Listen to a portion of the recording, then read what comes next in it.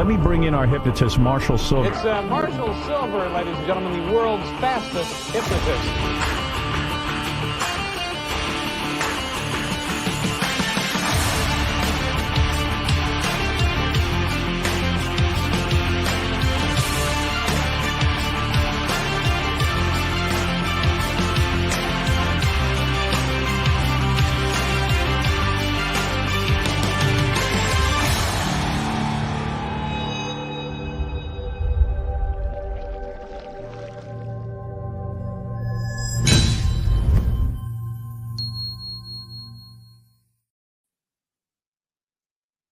Oh, yeah, baby.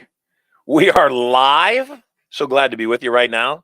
We are running a test run right now as we speak for Marshall Sylver Live. You can see me doing some adjustments here. And I'm excited to be with you. We are launching officially on Monday. Fun day. And as we're launching on Monday, as you know, we've got some special surprises for you. If you're brand new to what the concept is, first and foremost, it's live, which means anything can happen.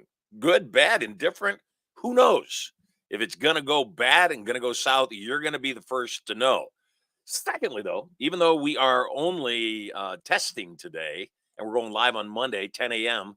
bat time, we're also putting up a 10-ounce bar of silver for grabs, meaning somebody on the show today is going to win 10 ounces of pure Marshall Sylver, freshly minted silver. Guaranteed. Going to happen today.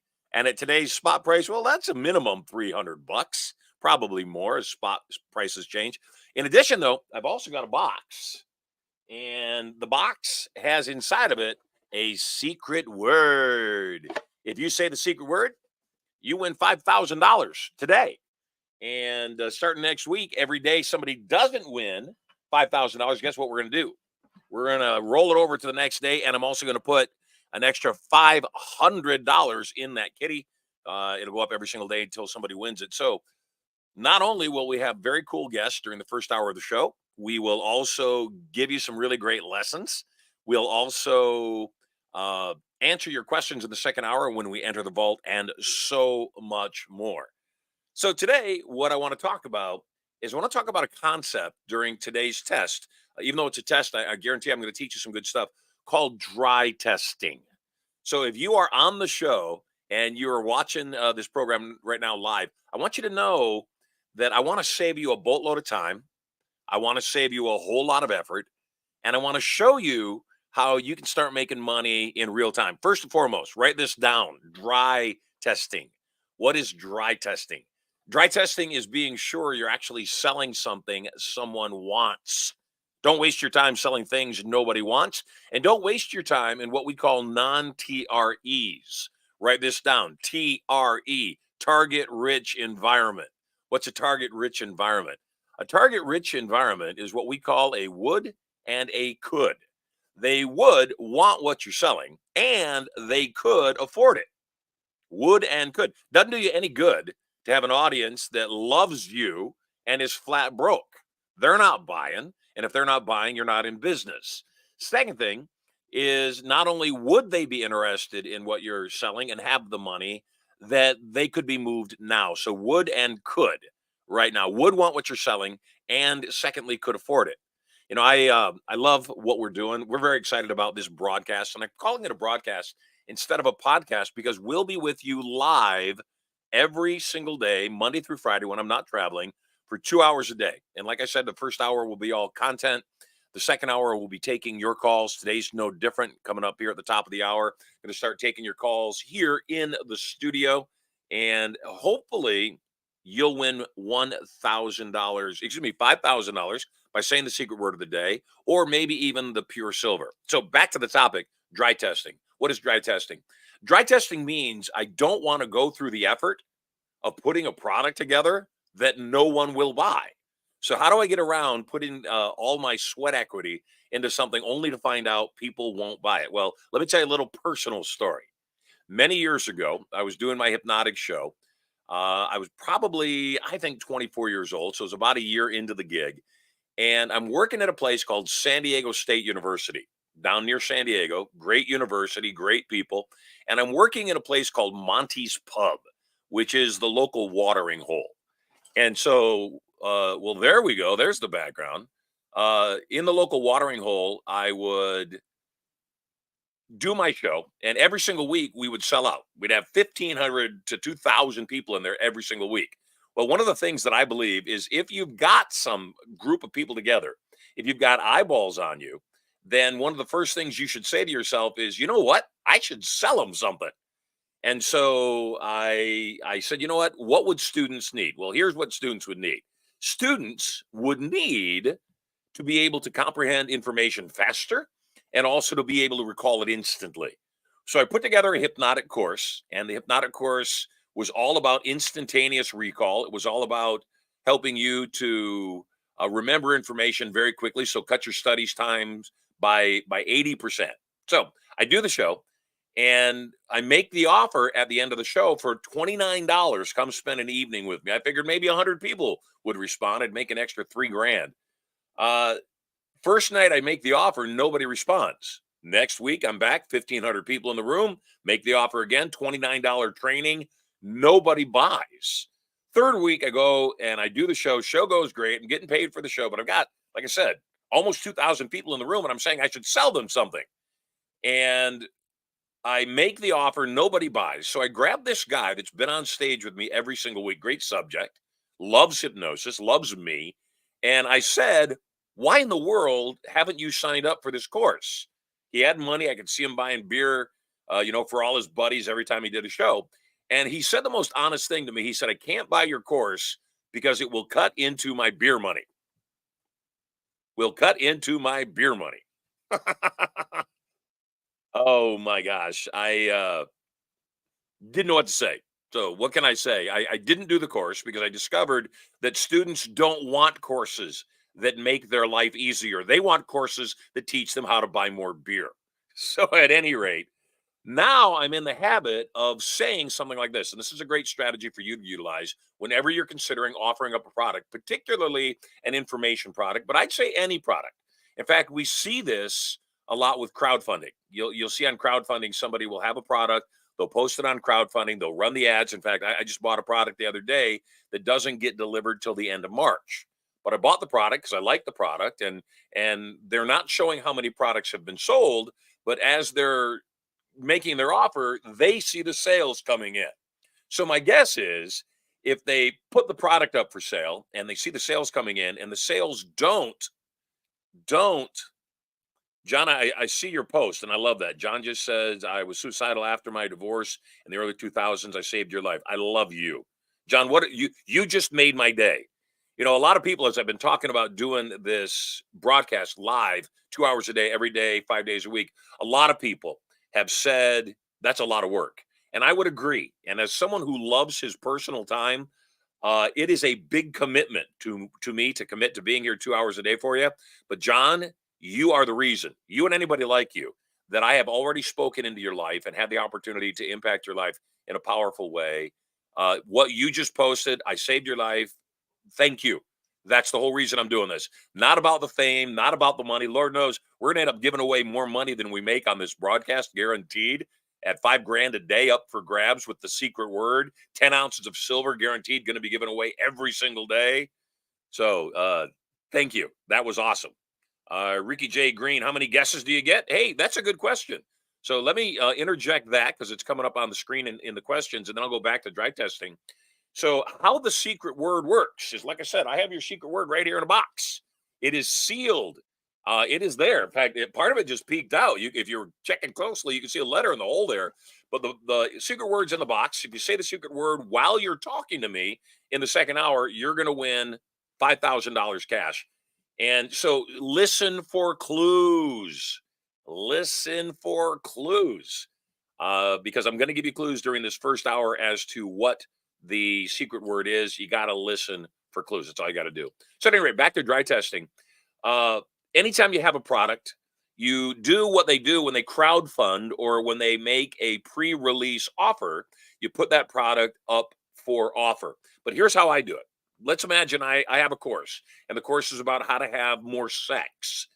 And the course is for men because women don't really need a course. All they need to do is say hello. But for men, they want more sex. Let's imagine I have a course that is going to teach men how to use language patterns, how to heat up their significant other to the point where their significant other is ready to ramble. I might say something like this. Hey, I got a course, guys, and this course is called Subconscious Seduction System. So S cube, Subconscious Seduction System. It's going to teach you how to seduce the women that you love and get more sex. The course is going to sell for $500. It's going to be available in a month. Would you want it? Now, I could post a post like that on social media and probably get a whole bunch of people saying, yes, I would want this. Then my next post needs to be awesome. I'm going to offer it up for $500. I'm going to offer up a pre-release, meaning I'm going to sell it before it's done, and I'm going to give you a major discount, 60% off. Going to be $199. All I need to do, send me your credit card information. That's the test. If I ask them to send me the credit card information and I do a dramatic price decrease pre-release and I don't get anybody buying my product, they're not interested. In fact, write this down. This is your surest way to know whether or not you have a product or service or concept that will sell in the marketplace. Write this down. People vote with their wallets. Oh my God, your speech was amazing. I gave you a standing ovation. Yes, will I see you at my seminar? Oh no, but you're an amazing speaker. They didn't like you. They didn't vote for you. They moved on. So if people aren't voting for you with their wallets before you make the product, guess what? Don't waste your time making a product. It's not going to sell it. Even though they say they're interested except to a degree. What do I mean by to a degree? So after you've said, here's the offer, here's the pre-release discount, place your orders now. If nobody placed their order and everybody said they wanted it before you asked them to place their order, it means they want it, but it means they don't want it at the price you just offered it at. So when I am dry testing in the marketplace, one of the most powerful questions you can ask, and you can write this down, is, if it were free, would you want it? Because if the answer after that is no, guess what? You're either in front of the wrong audience, or you have the wrong offer, or you're at the wrong price. They just don't want it. So if it were free and they don't want it, it's not price, and it's not the offer, they simply don't want it. Then you say, okay, if it were $1 million, would you want it? If they say, yes, I want it for free, then you say, great. If it were $1 million, would you want it? Well, if they say no at $1 million, your parameter is somewhere between $0 and $1 million. Reminds me of an old joke. Man's in Las Vegas. He's sitting at the bar. Pretty girl comes, sits down beside him. They start up a conversation. He says, hey, I like you. Would you spend the night with me in my hotel room for $1 million? The woman smiles and thinks about it and says, yeah, I'd spend the night with you for $1 million. The guy says, okay, would you spend the night with me for $50? She slaps him, whack. He says, what the heck was that for? She said, what kind of a woman do you think I am? He said, I thought we already established that. I thought we were negotiating. So the question is, would you want it if it were free? If the answer is still no, they don't want your product. If the answer is yes, then the bottom line is now we got to figure out what the pricing is. So now we move that price point around until we see people responding. Now, chances are you're probably going to find your sweet spot a little bit low, and that's okay. Nothing wrong with giving major discounts early on. In fact, write this down. Take a bad gig until a good gig comes along. Factual. Take a bad gig until a good gig comes along. You oftentimes need to put your product into the marketplace, give it away now before you find out whether or not anybody is interested. So with that in mind, once you know that there is an interest, they say, yes, I'd want it if it were free. Then the next step is to start managing your buyer's expectation. How do you manage a buyer's expectation? Well, let's imagine you have an expensive item like a watch or maybe a high-end, high-ticket seminar. what you want to do is you want to let people know as you're doing your video sales letter or you're writing your copy, here is the retail value of this item. So in your copy, you'd say the retail value of my Turning Point seminar is $3,000. But of course, that's not the investment. That's not the investment you're going to make. I'm going to take great care of you, and I'm going to give you a better than money back guarantee for the event. So you're not going to invest the $3,000 retail. I'm going to give you a better than money back guarantee and offer it to you with a bunch of bonuses, maybe give you a better than money back guarantee. So what I'm doing is I'm getting them to accept and digest the full retail value. You got to say full retail up front, because until you tell them what you're selling and until you tell them what you're selling it for, guess what? Your audience, whether they're alone watching a video sales letter on the screen, whether they're watching a live event like a webinar or maybe this broadcast, or whether they're in front of you live in an audience, until you tell them what you're selling and for how much, their arms are crossed, they're leaning back in their chair, and the only question on their mind is, what are you going to try to sell me? Do not be covert. Be very blatant. Be very honest when you sell something. In fact, make no apologies that you sell something. The expression I use, it's good for me, it's good for you, it's good for the entire economy. Everybody wins when I sell something. So be unafraid to sell something. So first and foremost, you explain to them the full retail is X. My hard costs, and that's the next step, on this thing are Y. So if I have a watch to sell and I'm selling it for 10 grand, I might say the wholesale cost on this watch is $5,000. So I can't sell it to you for less than 5 grand. I don't make any money. And then you tell them the other expenses involved. You say this $10,000 watch, obviously the hard cost was 5 grand. That's how much I paid the manufacturer. Then I have the cost of my rent, and I have the cost of my utilities. I have the cost of staffing and everything else. And you add all those things together, all good. By the way, I just got a note, and like I said, this is testing, so this is not as good as it gets. You're going to see all sorts of things happen. We're going to check out notes on text messages. We're going to talk to each other. And yeah, I'd love to start throwing the link to the green room up on the screen so people, wow, that was fast. My God, you guys are good. Thank you, Amanda. You're so sexy. Amanda and Jordan and Tom today inside the green room here at the studio at Studio Money. Good job. So as I was saying, the first thing you do is you manage their expectation. You tell them the hard cost on this thing is X. The additional expenses are Y: rent, admin, room rental if you're doing a live event, audio, video if you're doing a live event, commissions if it's a retail setting or whatever it is. A lot of times people are afraid to expose that they're making commission because they're afraid somebody else doesn't want them making money off of them. And to those people, I always tell them, salespeople are the cornerstone of the economy. First and foremost, don't apologize for being the cornerstone of the economy. Secondly, you're allowed to make a commission. You are allowed to earn a living. And in fact, as a salesperson, one of the things you want to be sure that you're doing is let them know, yeah, this is how much commission I make. It's not going to make or break me.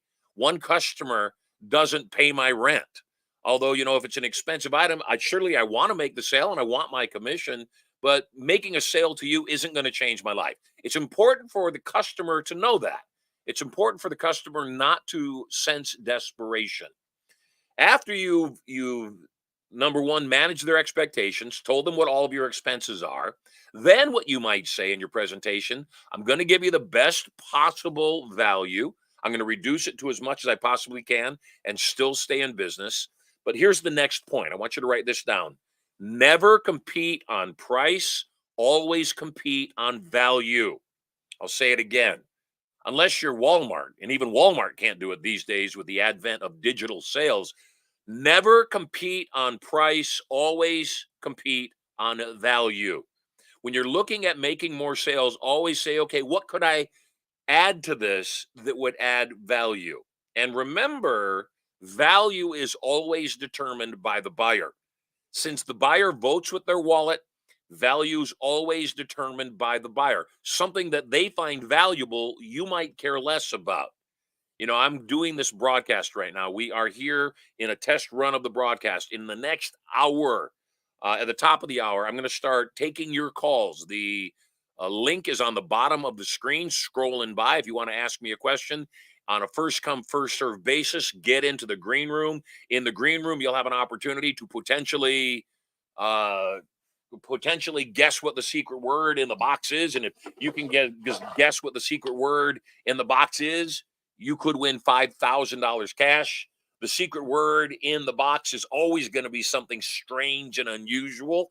So put your thinking cap on and see what you can come up with.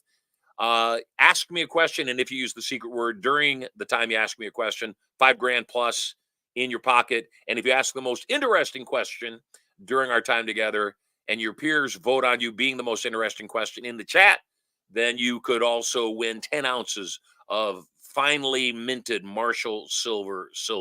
So how cool is that? So back to the idea of dry testing. Inside of the dry testing, what we also want to be able to do is we want to be able to steer their desire, meaning we want to be able to take them off the things we cannot deliver, keep them on the things that we can deliver. And since the buyer votes with their wallet and value is determined by the buyer, it's also important for you to understand this truth. And I want you to write this down. All buying decisions are based first on emotion and then backed up with logic. Yeah, let me repeat that. All buying decisions are based first on emotion and then backed up with logic. Nobody needs a $450,000 Rolls Royce Phantom to get from point A to point B until you've ridden in a $450,000 valued Rolls Royce Phantom. Then you got to have it. So, since a mind once expanded will never contract, and since all buying decisions are based first on emotion and then backed up with logic, and since your conscious mind is your logical mind and your subconscious mind is your emotional mind, what that means is all buying decisions are ultimately based first subconsciously and then backed up consciously. I'll say it again. All buying decisions are based first subconsciously and then backed up consciously. What that means is, especially on larger tickets, smaller tickets, not nearly as much goes into it, but a larger ticket, whatever large is for your prospect, that larger ticket needs to have an emotional connection. By the way, I haven't even told you guys the best part of what we're doing. And just to remind you, we are testing today. We are deep in beta. There's going to be mistakes. In fact, you can't even tell it, but the green screen has fallen on my head. No, it did. It just fell on my head. I want to show you this because this is amusing to me. So let me show you something. This is, I know I look damn good right now, but this is what I actually look like. This green screen just fell on my head. Yep, it sure did. At any rate, going back to sexy. How about this sexy? No, that's way too sexy. I'm going to do this sexy. So, at any rate, we are in dry testing. So, the point of all this is I don't want you to be afraid to take chances on things. I don't want you to be afraid to put yourself out there. I don't want you to be afraid to make things happen. We got Tom is with us as well. I'm very excited to have Tom with us. Tom is going to be a part of our team, and you can't see him in the studio. I can see him, and dang, he is a good-looking man. That's all I can say. He is a good-looking man. Uh, One of the things I want you to also recognize is while you're dry testing, while you're determining value for people, while you're assisting to increase the value of what you're offering to help them vote with their wallets. And I said a mind once expanded can never contract with its original state. Also, write this down. A wallet once expanded will never contract with its original state. What do I mean by that?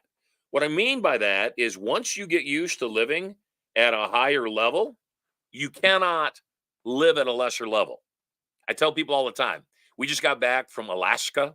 We went up there, my wife and my children went up there for our 17th anniversary. It was spectacular. We got to go dog sledding. We got to go ice fishing in 4-foot thick ice. We got to obviously see the Northern Lights. That was the highlight. That was one of the bucket list items. We got a chance to go to Chena Hot Springs, which is a sulfur hot spring that all the water drops into this hot spring pit, gets up to 130 degrees. sulfur water. It was astounding. In the water, you're hot. In fact, at parts of the pool, it's so hot you can't actually walk into it. It feels like your skin's going to burn off your body.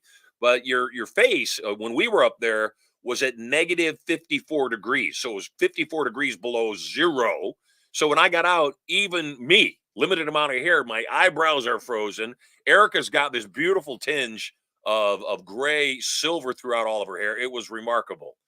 But at any rate, we flew up on a private jet, and it was extremely expensive, except because we flew up on a private jet. Number one, we didn't get canceled. Number two, we didn't fly on Alaska Airways. And Alaska Airways, I don't know if you saw, recently has had panels popping off the sides of their plane. So I didn't have to stress about that.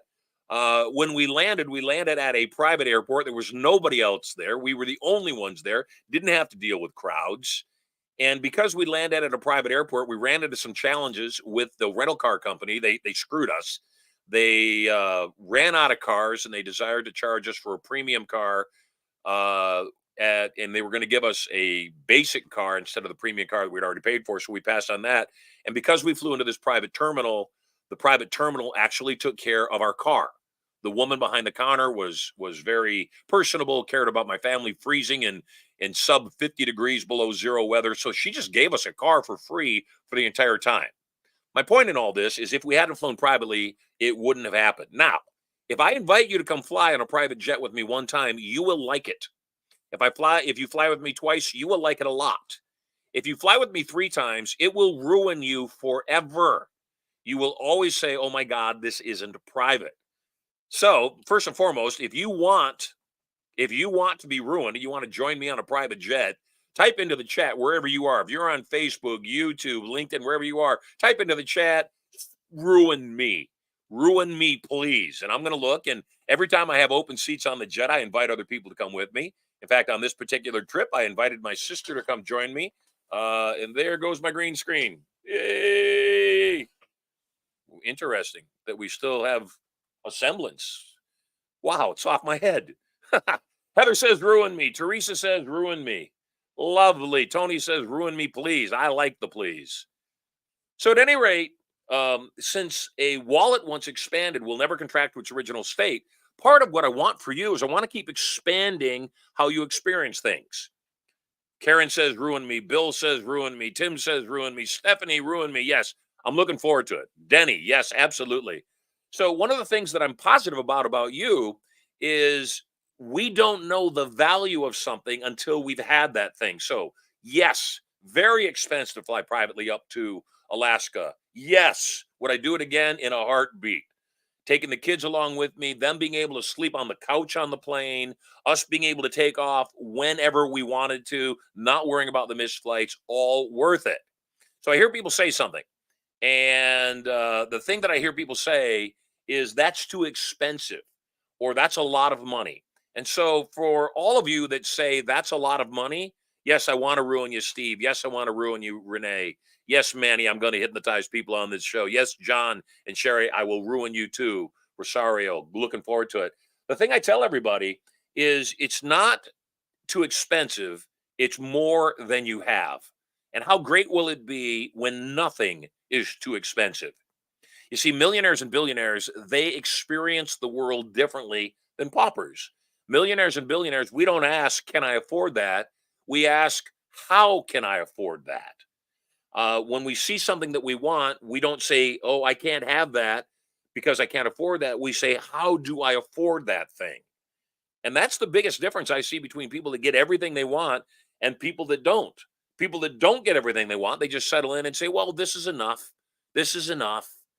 I ran into a friend of mine that I love very much from junior high this past week. I had a chance to have dinner with him. And what I love about my friend is he is a hard, hard, hard worker, travels all over the country. He sets up major power systems for major companies. I'm not talking about the power system in the back of your retail shop. I'm talking about Boeing or some major company, Sprint, Cox. He's the guy that installs their power systems. So at any rate, he drove from Northern California down to San Diego to take care of his gig. He'll drive back up to Northern California, down to Orange County next week. And one of the things that I know is that my friend, hardworking, honest guy, great soul, loving husband, good man. What I know about him is he doesn't know he doesn't have to work this hard. And I think that sometimes people don't realize that what's getting in the way is you're working too hard. What's getting in the way is those that think govern those that labor. And there are people with less smarts, less willingness to work hard, less good looks for sure than you that are doing a whole lot better. And the reason they're doing a whole lot better is they're using their brain instead of their brawn. So, my question to you is how do we help you? How do we help you start thinking more? Well, I got a great gift for you. How we help you start thinking more is by getting you to one of our live events. So I've got a video. This is a video of an event we've been doing for over 40 years called Turning Point. Turning Point. So if we are ready in the studio, hello, Melissa. Glad you're here. Glad you're here, Christian and Barbie. Let's take a look and see. This is Turning Point. Turning Point. A total change in direction for the better. Who here is ready for a turning point? You absolutely have to have one. Put them high. The 2-day Turning Point seminar is different than any other program in that it does more than just teach you the skills for your relationships, wealth, and power. It also programs you on a subconscious level to put those skills into immediate use. This weekend is about empowerment. This weekend is about you understanding how to take charge of your own life. You will learn total control of your thoughts and emotions. How to use PND, or psychoneural duplication, to take on the thoughts and actions of others to produce similar results. Whether it's losing weight, changing habits, being a millionaire. When you think what a millionaire thinks and you do what a millionaire does, you'll produce similar results. You will learn to program these powerful tools at a subconscious level for immediate and lasting results. Your conscious mind is what's called your critical factor. It's the mind you're using right now to determine whether the information I'm giving to you will work for you or not. Your subconscious mind, on the other hand, is merely a computer. It's non-critical. It doesn't even have the ability to make judgment.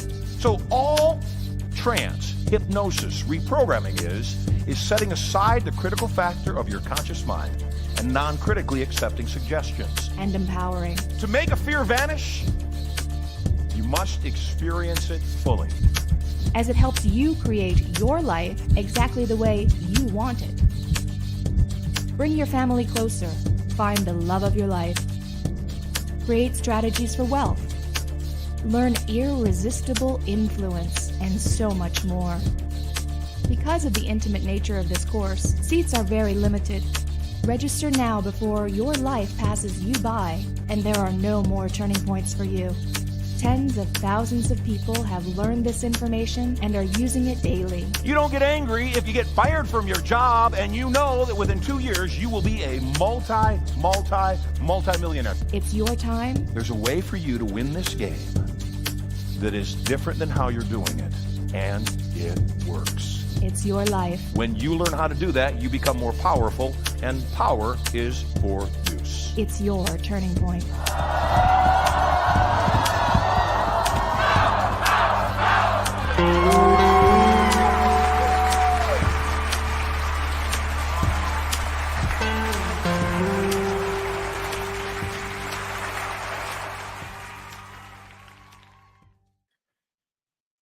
Well, there you have it. So if you think you'd like to attend Turning Point, I see Rod Tolman. I haven't seen that name for a while. Mary Lambert. Oh my God. This is awesome. This is like old school reunion. I'm digging this. I also saw Melissa Siegler was there. Melissa has the distinction of being our very first 10-ounce bar of Marshall Sylver winner. So congratulations to Melissa. And again, I woke up this morning and I got to be honest with you. And normally I wouldn't even share this. I would have just let it go, except it's part of the lesson. I woke up this morning realizing that I was going to be with you for 2 hours. And part of me didn't want to do this because part of me was projecting forward to the fact that launching this broadcast on Monday, I am giving up 5 days a week in perpetuity, meaning this is it. And when I woke up this morning, I thought, oh man, you've created such an amazing life. You've made over $600 million. You live at the beach. You have a palace that you live at in Las Vegas at 17,000 square feet. You fly on private jets. Why in the world would you want to work this hard? And now I'm looking at all of your messages and I realize this is why. So I see we have a text message 407-719-1226. Go ahead and text. We'll get your number. The studio will reach back out to you, get you in the green room. Like I said, we're working out bugs. We are pre-launch. We are officially launching on Monday. Yet we're here now. We've got the secret word here in the box. And I know it's like weird and strange that we're doing this thing. And I was asked, how could you put $5,000 up for grabs every single day plus? So in other words, on Monday, $5,000 will be up for grab as we do show one. If nobody wins the money on day one, on day two, it goes up to 5,500. Day three, $6,000, and so forth until guaranteed somebody wins it.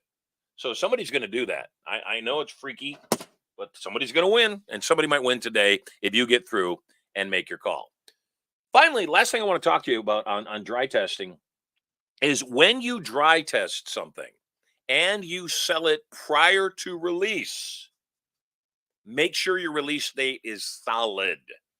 Nothing is worse and more frustrating than buying something, and I've done it certainly repeatedly, buying something and then finding out later on it took a long time, longer than it was supposed to be produced. I have a guy, I bought an artifact from him. It is one of 25, only 25 of this thing for sale. There'll be no more after this. So I bought one of them. I love it. It's a magical piece. It's a Houdini piece. And I love it. And it was supposed to be done at the 1st of November. And I just got a message from the guy. In November, I got a message it was going to be done the 1st of December, then the 1st of the year, then the 1st of February. And he just sent me another message. And I said, when's it going to be done? He said, I'm not sure. I'm thinking 2 weeks. Well, I've already paid for it in full. So it doesn't do me any good to get upset. In fact, getting upset with the guy might make him not do it at all. And so it won't do me any good to be upset. And on the other hand, it's frustrating to me. And even though I won't say anything to him, I won't buy anything from him again because of this deadline. So make sure if you're dry testing that you deliver when you say you're going to deliver. So if you say it's going to be done in 3 weeks, then get it done in 3 weeks.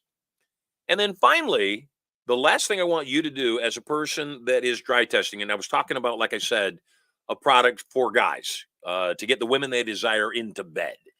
If I make that offer and I have played with the price point and I get an overwhelming result, meaning a lot of people want to buy it at that pre-release discount, then what I want to do is put a time release on the discount. In other words, hey, it's going to be this for until this date. On this date, it goes up 10%. On this date, it goes up another 10%, and so forth. That way you can create some urgency. There are 3 major appeals to product, 3 major things that also have to be overcome. And when we overcome objections on any of our offers, on anything that we sell, we don't call it an objection. We call it resistance. So take a note and remove objection from your vocabulary and replace it with the word resistance. And I want your mantra to be, as a person of influence, as a person of persuasion, as a person who is dynamic in their ability to sell, I want you to write this phrase down. My job is to play with resistance. Yes, I'll repeat it. In fact, if you want me to repeat anything, all you got to do is think the words, Marshall, please repeat it. I am telepathic. I will repeat it. So what I want you to do is to understand that when you make an offer and people vote with their wallet and they buy your product, if you're having an overwhelming amount of people buying the product, you've got to create urgency.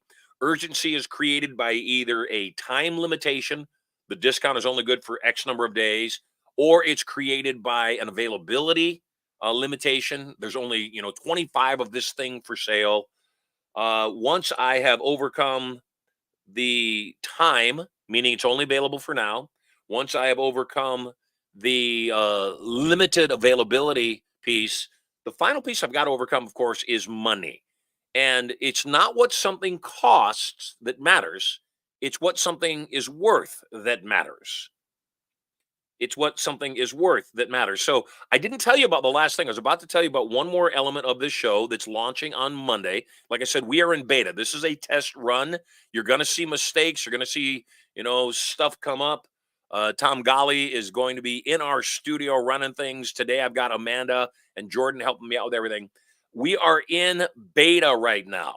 But even in beta, you can invite people to this broadcast. And when you do, guess what? This broadcast will become a full-time moneymaker for you. How's that? Well, here's the deal. Today, every single person that gets on the air and chats with me, if you have not already gotten Turning Point tickets, I'm going to give you a pair of Turning Point tickets for our March Turning Point in Las Vegas. There is also a first million in Las Vegas in March, Thomas. And Ahmed, no, the secret word is not burger, but close, very close. You got all the fixings right. So at any rate, when you refer people to this broadcast, and there is a link that will scroll across the screen on how you can get your invitation link. When you invite people to the broadcast via your link, they will be coded to you for 90 days. If during those 90 days they buy anything from Certainty International, my company, you will receive a 30% commission on anything they invest in. So yes, this could end up being a full-time gig, just referring people to the show that's live 2 hours a day, giving advice, helping you out. Go to studiomoney.info/contest, and you can invite your guests and, like I said, potentially win prizes. Plus, at the end of it all, if you got through, tell them to vote for you and win that 10 ounces of pure silver.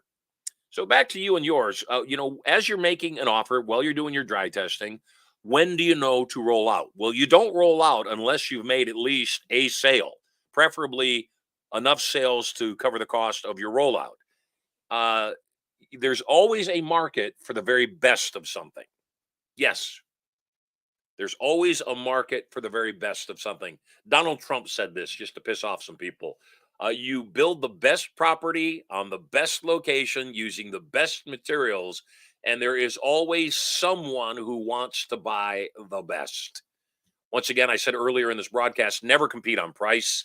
Even if you're Walmart these days, don't compete on price, because ultimately price is a deciding factor, but it's not the deciding factor. Me as an example, not just because I have money, me because I see the value of things. I don't want the cheapest of things. I want something dependable. In fact, dependability is my number one value in something. Just make it work. We've got a studio set up here in the bunker at the beach. We've got a studio also set up at my palace in Las Vegas. We are searching for some real estate to build a giant production studio that'll be able to house 500 minimum people in a studio audience for shows and seminars, also podcast studios and more, all coming up at Studio Money. So we're coming to the top of the hour. We'll be there shortly, where we'll start taking your calls and I'll start answering your questions about sex, money, and power. If you get through, you're guaranteed in the running for 10 ounces of pure silver. And if you say the secret word, not on the chat, don't say it on the chat. I see the secret word is resistance by William, cheeseburger in paradise by Mary. Yeah, I like that. Don't put the word in the chat. If you know the word, you don't want to put it in the chat because somebody else might see it. And how absolutely strange would it be for them to say the secret word because you help them guess it, them get the cash, and you don't. So don't be a weird clown. Just be a person that asks the question. And then finally, before we take it to the top of the hour, last thing I want to talk about is ethics in selling. When you believe in what you're selling, you have a moral and ethical obligation to sell it. When you believe in what you're selling, you are obligated to sell it. When it makes other people's lives better, you are obligated to sell it, even if it angers them in your process of influencing them. People that are good at what they do, people that are good at selling, people that are good at their business, we make no apologies. We don't need anybody else's approval. And when you don't need anybody else's approval and you can be your authentic self, guess what? They fall in love with your authentic self. When you're not sending your representative to all of your first dates or your presentations or your sales calls. When you're sending your authentic self, people will respond. In the persuasion equation, there are 5 simple steps. Step 1 is gain rapport. What is gaining rapport? Have them know, like, and trust you. I'm a guy. I'm an ordinary guy. And when we started talking about what this show would be like 5 days a week, 2 hours a day, I said I want it to be real. So I just shared with you my green screen falling on my head. Yes, that is real. Will the camera fall? Well, it's not going to fall today because I basically put in this massive mount that I can't even move. The camera's not going anywhere. Furthermore, as we get into this and we start tweaking all sorts of other elements of this show, rehearse, review, revise. So step 1 in the persuasion equation is gain rapport. How do we gain rapport with people? We become massively empathetic. We put ourselves in their shoes and we say, if I was them, what would I want? Well, $5,000 today can change most lives. Somebody offered me $5,000 as a prize. I'd take a shot at it. That is for sure. The 10 ounces of silver, pure silver, minted Marshall silver, specially made bars. Yeah, that would be interesting to me as well. Finally, though, the ability to have a coach that I could talk to, ask questions of, that charges $60,000 for a one-on-one session, have that available to me totally free 5 days a week, jump on the broadcast, get some insights, let the audio run in the background, for God's sake. That's what we're talking about. And then finally, you mean I can refer my friends to have a better life? And if they buy anything from me, I make 30%? Yep. 30% of what? Well, our biggest program that we sell is called Inner Circle, sells for $70,000. We've been selling Inner Circle for 24 years now. Inner Circle at $70,000, 30% is $21,000 off one person. So the numbers add up. So in the persuasion equation, number 1, gain rapport. How do we gain rapport? Be authentic. In addition, people tend to like people that they can identify with. So not only be authentic, let them know how you're like them. Yes, I'm a multimillionaire. Yes, I live in a palace in Las Vegas that's 17,000 square feet. Yes, I have a second home on the beach in Carlsbad, right on the water. Yes, I fly back and forth in a private jet. Yes, my main vehicle is a Rolls-Royce Phantom. My San Diego car is a Maybach, Mercedes S600 Maybach. Yes, I live well, and I'm an ordinary man. I started off dirt poor, as you know. If you know me, no running water, no electricity, no phone. How did I do it? I reprogrammed my brain to think like a millionaire thinks, so I'll view the world the way a millionaire views the world, do what a millionaire does, and produce similar results. When you attend Turning Point, and I'm going to give free tickets away to everybody who calls in and gets on the show on today's show. When you come to Turning Point, I'm going to use psychoneuroduplication, PND, to reprogram your brain with the thoughts of a multimillionaire so you'll do what they do and produce similar results. Step 1 in the persuasion equation, gain rapport. Step 2, and this is important. I think this is where most people find fault. Most people do okay gaining rapport.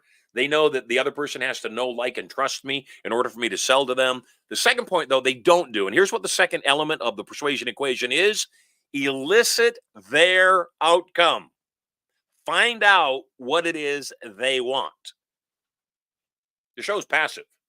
2 hours a day, 5 days a week. You're going to turn your computer on. You're going to open up your smart device, and you are going to log on to the show. Let it play in the background. Let me teach you. Let the other callers call in. But every single day, you're going to tell other people, hey, make sure you tune into Marshall as well. A percentage of those people are going to love what I do, love what we teach, and want to come join us at Turning Point. And because I have the highest closing ratios of any speaker currently on the planet, yes, I said it out loud, I have the greatest closing record, meaning I close more dollars per head than any speaker on the planet, and I will put that out there. I will challenge any speaker that thinks they do better. Russell Brunson, you think you do better? I challenge you to a sell-off. Put us both in front of the same audience, and let's see how we do. Jordan Belfort, Wolf of Wall Street. Well, yeah, let's have a sell-off. Let's see who does better. I challenge you. Grant Cardone, yeah, guaranteed. Gonna crush you. Sorry, brother. I love you, and I'm gonna crush you in the sales department. Challenge announced. Second element of the persuasion equation, elicit their outcome. Find out what it is they want. Step 3, and this is where you change. This is where you become a different personality. People of influence, we don't ask, we tell. Like a doctor doesn't say, hey, do you think you might want to take some medication? Do you think you might want to cut down alcohol consumption, maybe get a little more exercise? Doctors don't ask, we tell. We direct the action. So, as a person of authority, once you have gained rapport, they know, like, and trust you. Once you have elicited their outcome, because your job after you know what they want is to make what you're selling look like what they want. How do you do that? You change the frame, you change the reference around the outside. I'll give you an example. $70,000 for our inner circle training program is a lot of money. That's a lot of money to anybody. $70,000 is a nice house in most rural locations. So $70,000 is a lot of money. So if I'm influencing somebody and I'm eliciting what they want, and they're telling me I want financial freedom, and then I tell them about a course called Inner Circle, which is 70,000, and they say, "Oh my God, that's so much money." My response is, "Won't it be great when it's not a lot of money? Won't it be great when you can hear a dollar amount and say, 'Oh my God, I want that thing. That's not a lot of money. Not can I? How do I?'" Your job as you frame what your offer is around what they've told you they want is to shift their appearance of themselves so their new self would want what you're selling. Rolls-Royce Phantom. Most people would say, yeah, that's too much for a car. And frankly, I would agree with you. $450,000 to get from point A to point B, it's too much for a car.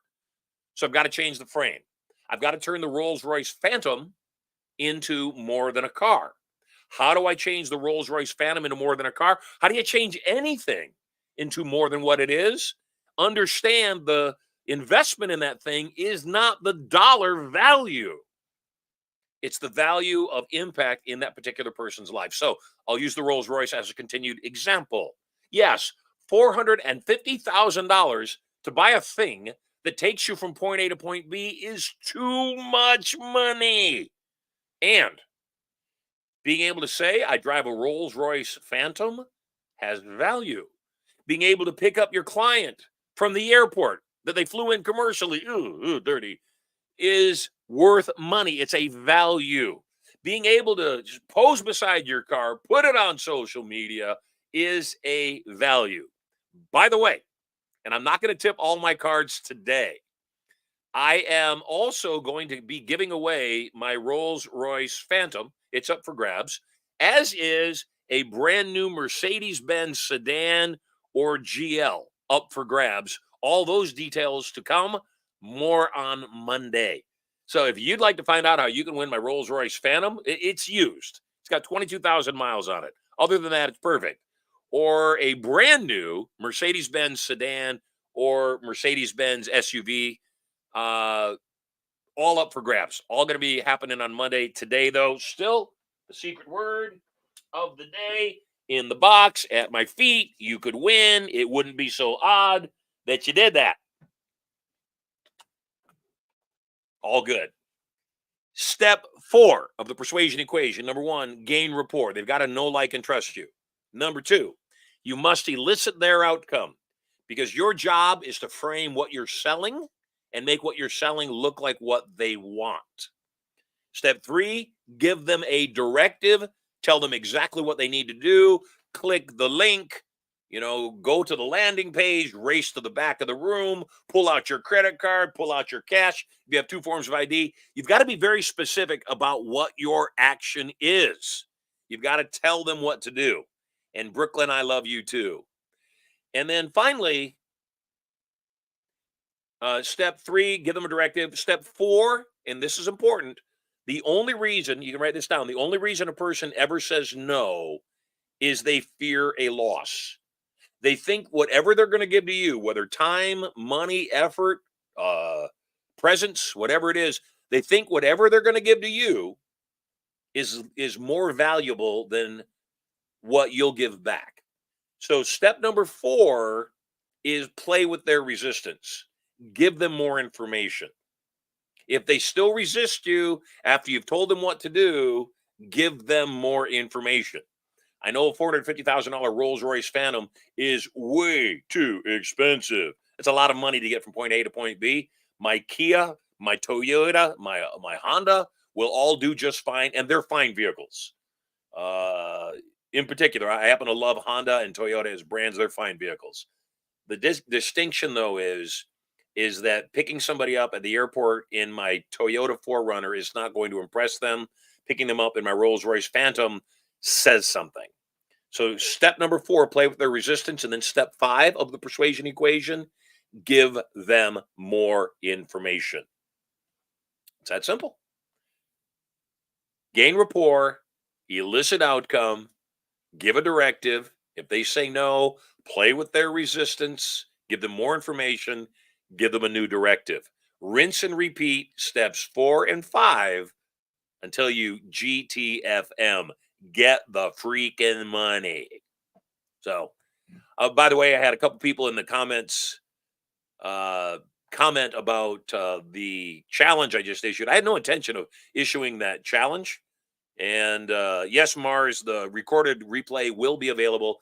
I had no intention of issuing a challenge to Dean Graziosi, Tony Robbins, Grant Cardone, Jordan Belford, anybody that thinks they're a closer. I challenge you. Apples to apples. Let's do it. Let's put you in front of an audience. Let's put me in front of the same audience. Not either of our personal audiences, because that would give us an edge. Let's put both of us on a platform and see who sells better. I'm going to crush you. I apologize up front. I'm going to ruin you. I'm going to embarrass you. I'm going to make you look bad. So, we are coming to the top of the hour, and you know what that means. In the second part of the hour, we are going to enter the vault. Now, today, we are simply in a pre-launch. So today, everything's informal. Nothing is what it will be long-term. Everything is not as it is. So what's going to happen is, if you know me at all, you know that I am quite conservative. I never really thought of myself as conservative.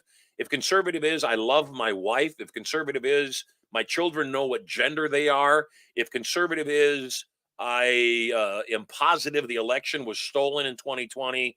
If conservative is, I happen to like Donald Trump, then yes, I'm a conservative. That said, though, here's the distinction. I don't care who you believe in. I don't care if you voted for Biden. I love you anyway. You voting for Biden doesn't change my opinion of you. It just changes the outcome of life for both of us, but it doesn't change my opinion of you. I loved a time when we could have a different opinion and still get along. And that's who I am. You're in a safe place, number one. But I'm not. I'm definitely not in a safe place. If I talk about the things that I stand for and I believe in, they're going to ban me from pretty much every platform there is. Maybe X will let me stay, although X has already, before Elon bought X, they booted me. They kicked me off. I made a positive statement about Trump one day, came back the next day, my 155,000 followers on Twitter were gone. So here's the point. The second hour of the show every day, we are going to go to the vault. What does that mean? That means that we are going to go to a separate location off the main social platforms where you'll be able to call me, we'll be able to talk, and I'll be able to give you my genuine opinion without fear of being kicked off the platforms. Today, we're going to stay on this platform, so you're fine where you are. We're going to pseudo jump into the vault. But long term, what's going to happen is you're going to have to click a link, go to the vault, and inside the vault, register so we know you're a real person to be able to get to the vault. And the vault is where all the money gets given away. Of course, it's in the vault. So that's where you'll be able to make your calls, get a hold of me, ask me personal questions, maybe say the secret word, win $5,000. At the very least, if you get through, definitely be in the running to win 10 ounces of pure Marshall Sylver minted silver. So we're coming up here to the top of the hour straight up. I want to show you a video about an event called First Million that we teach 3 times a year. We've got one coming up next month in Vegas. In fact, we're teaching First Million and Irresistible Influence together. And then immediately after I show you that video, we are going to play the vault video, and we're going to enter the vault. We're going to start taking your questions. If you want to ask me a question live, join us in the green room. To get to the green room, all you got to do is text to 407-719-1226. That's 407-719-1226 in the chat, and also scrolling on the screen. You'll talk to one of our screeners. They'll find out what you're asking, your question is all about, and then let me know and get you on. So right now, it's top of the hour, 11 o'clock straight up Pacific time. Let's take a look. This is First Million. Isn't it time for your first million? Wouldn't it be wonderful to be able to do what you love and learn how to monetize that on a 7-figure level? Do you want to know exactly what you need to do and what not to do to have your biggest year ever? If not now, when? First Million. A 2-day subconscious learning experience that both teaches and programs you with the personality traits and habits of multimillionaires. At First Million, you'll learn how to take almost any wealth vehicle to a 7-figure level or better. You'll learn how to stop using vehicles that don't work, are too difficult, or simply unsuited for you. Making money is supposed to be fun. Stop living your life, getting ready to live your life, and start living a life of adventure. First Million was crafted to not just change what you do, it's also going to change who you are. Instead of trying to become a millionaire, you'll learn that you're already a millionaire, even if the money has not yet been deposited in your bank account. Beyond mindsets, you'll learn the actual personality traits of multimillionaires, so you'll naturally do what millionaires do to produce a similar result. One of the key personality traits of a millionaire is charisma. Imagine being able to walk into a room and without speaking a word, have the entire room drawn to you. Imagine others hanging on your every word, wanting to be near you, to be in business with you, and hungry to buy whatever you're selling. First Million will teach you how to use the charisma that politicians, entertainers, CEOs, and celebrities use to move nations and make millions. You'll also learn how to get more done in less time. You'll learn priority management and what the highest and best use of your time is. You'll learn laser-like focus upon IGAs, or income-generating activities, and you'll learn to let go of anything below your pay grade. What if you had more customers than you ever imagined? What if they came right to you and fought to buy from you? At First Million, you'll learn attraction marketing and strategies to get others to pay you for your marketing and advertising before they even purchase your offer. When you attend your First Million, you'll begin to see an overwhelming amount of amazing opportunities all around you. You'll look through the matrix and easily identify target-rich environments. You'll learn dovetailing and stacking strategies to acquire more customers and do more business with the customers you already have. Unless something is sold, no money is made. Whether you're a sales pro, a novice, or even scared to death of selling something, your First Million is going to have you fall in love with influence and enjoy it as the game that it is. When you believe in what you're selling, you're obligated to sell it. You'll learn exact language patterns of influence and persuasion. You'll learn how to get others to ask you for what you're selling and have them believe it was their idea. You'll become dynamically able to use arcing statements, direct links, embedded commands, and so much more. An entire tool belt of selling gambits will be yours after you get to your First Million. As a First Million alumni, you will be clear on what you need to do to GTFM, or get the freaking money. You deserve great wealth, and your First Million will help to raise your self-esteem around the topic of money. The amount of money you make will always be determined by your own self-image. You'll learn what billion-dollar corporations already know about outsourcing, how to get anything below your pay grade done for pennies on the dollar. Your First Million will give you the groundwork to understand presentation skills and the highest paid profession on the planet, public speaking. When you graduate from your First Million, you'll be able to create presentations that inspire with confidence and power. If all that weren't enough, there's so much more. Making your First Million is almost certainly going to require that you manage at least a small team. You'll walk out of the course with the knowledge of how to lead teams and synergistically get more done in less time. Technology has made our lives so much easier as we've learned how to harness it. The First Million course will teach you what is up to date and available in technology so that you can use that cutting edge technology to get more done and have more fun. You'll also learn how to harness the power of the internet for massive passive profits. Every time you attend Your First Million, you'll learn new technology and internet marketing strategies as these two portions of the class change every time you attend. It's like getting a brand new seminar each time you come. If you're a representative, you may attend Your First Million as often as you like, totally free, with your enrollment in the First Million course. If you're not yet a rep, or if you have not yet invested in Your First Million, enroll now. Everything begins in 5, and you know what you want to say. Go ahead, say it now. Say it out loud. I'm ready for my first million.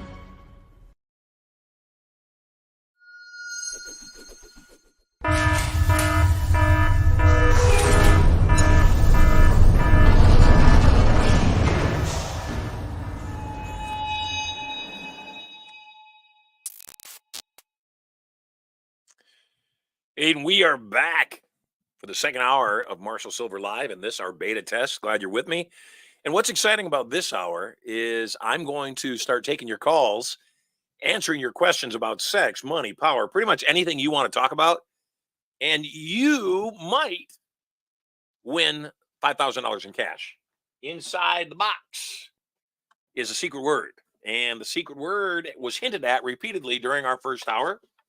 And if you say the secret word, I'm going to whip that piece of paper out, show you said the secret word, give you $5,000. If nobody wins it on a daily basis after launch, we'll start adding $500 every single day to the $5,000 until somebody wins it. And my desire would be, obviously, somebody wins it every single day. I also know, though, that probably not. I'm not giving you easy words, no lay down here. You got to make a little effort. More than that, though, I'm still excited when somebody wins, whether it's 5,000 or 20,000 or 50,000. I'm excited about that. Plus, if you get through on today's show, someone is going to win 10 ounces of finely minted Marshall Sylver silver. So, yeah, First Million's coming up. Irresistible Influence, simultaneous 4 days of solid training coming up March 7 through 11, I believe. And then also Turning Point right before that, also in Vegas. Let's see. Yeah, so Turning Point is March 11th through 13th. Irresistible Influence, First Million, March 4th through 7th. Thanks, Luke. William Kennedy's Sauce in Vegas with Dom Good Stuff. So at any rate, let's jump on the calls. We have, let's see, Tony coming on the air. Got a question, Tony? My man, thank you. Where are you calling from? I'm from Columbus, Ohio, but I just saw you in Cincinnati at Turning Point. We were in the front row, and you had my wife and I stand up. And I remember the beautiful couple from the front row. Yes, yes. You did a number on us, brother, because we talked about wanting to be out of our jobs. No, committing to be out of our jobs by 7/1. And ever since we've been there, we've been working hard to make that happen. I thank you so much for that. So you're very welcome. You know that I'm sorry. Go ahead. Reinvention of yourself is never easy. That when people take on a job, and especially like you and your bride have been at a place for an extended period of time, that becomes your identity. Yes. And so the reinvention is hard, and sometimes people go through emotional turmoil when they do that. I have a brother that worked for the post office for 23 years. And his retirement was coming up at 25. He had more than enough time built up in sick leave and so forth, and so he retired early. But even after he retired, it took him about 6 months to actually start feeling comfortable. So, man, what are we working on? Well, I'll tell you what. I'm a real estate investor, and we're excited about, the stuff you shared about, testing and, really having that influence with folks and dealing with people's resistance. You mentioned that joke you did about the bar scene where, we do it for $1 million or you do it for 0. My question to you is, as you're working with someone and you're managing their expectations, how do you go about when you set a price? And I think I know the answer. I just want to make sure I understand it from you. When you're setting a price for what you're offering, at first I was thinking, how do you go about pricing it so that you don't lose them, right, in making the offer? But it sounds to me, if I understand what you said correctly, when you're giving that directive and you're looking for that outcome, that you're selling that outcome, you're setting a price, but then your price you set is one that makes you happy, and then you're going iteratively through those 5 processes to add value and add their perception so that they say, this is worth it, and therefore I'm willing to pay the price that makes you happy. Am I starting to get that a little bit? You are, and I want to address that because that's a really important point. And I think the majority of the planet charges too little, and what they don't realize is they're losing sales because they charge too little. I was at a turning point, just like the one we just did in Ohio, and like the one we got coming up in Vegas. And I had mentioned that Erica and I were about to get married, and there was a kid in the audience, probably mid-teens, 15, 16 years old, and he said, "I would love to play the piano at your wedding." And I said, "Awesome. Are you any good?" He said, "Yes, I'm really good." And his mom's nodding, "Yeah, he's really good." And I said, "What would you charge me?" He said, "I don't know, $50. And I said, "Sorry, you're not playing at my wedding." He said, "What do you mean?" I said, "In due respect, I'm only getting married once. And because I'm only getting married once, I want it to be right. And if you only charge $50, you're not any good." "Oh, no, I'm good." And then the mom starts protesting. "Oh, no, he's great." I said, "No, either you're not good or you don't know how good you are. Because if you're only going to charge me $50, you're not any good." Left it alone. I wanted this kid to let it sink in. So the seminar ends. We get done. We're leaving the seminar room. And there was a piano in the lobby of this hotel, just sitting there, a baby grand. And I saw him when the event ended, race out of the room. And I was afraid that I had hurt his feelings. He was a teen. I was afraid I'd been too blunt and direct with him. I was afraid I hurt his feelings and he just wanted to get away from me. I go down to leave the hotel. I walk through the lobby, and this kid is sitting at the piano, and he's a virtuoso. He is remarkable. He is really good. And I went over and I listened to him play for a little bit. I looked down at him and I said, "Don't ever tell anybody that you're a $50 pianist. You are a virtuoso, nothing less than 4 figures anytime you play."